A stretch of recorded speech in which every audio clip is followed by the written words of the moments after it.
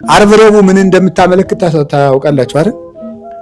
ዓርብ ረቡዕ ምን እንደምታመለክተው? ዓርብ ረቡዕ የሆነች አሰንክር የሆነች ጾም ትመስላለች አይደል? ስታያት ማክሰኞ በግ ያርድና ሰው ረቡዕ መጣ ግብት ትልበታለች።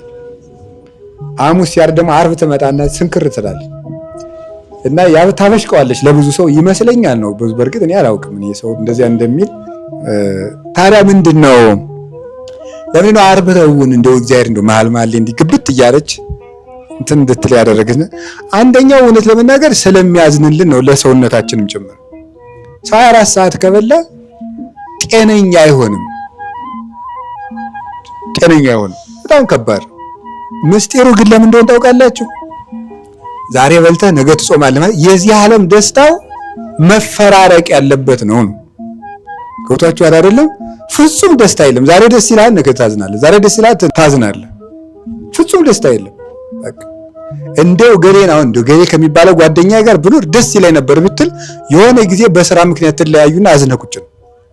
ምንም የማይፈራረቅ ነገር የለም በዚህ ዓለም ላይ። ደስ የሚለኝ እኔ በዚህ ዓለም ደስታውም አይቆይም ሀዘኑም አይቆይም። ደስ ይላል።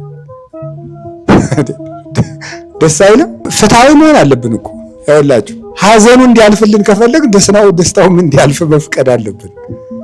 አያችሁ አይደል? ችግርም እኮ እንደመጣ አይቆይም። ደስ ይላል።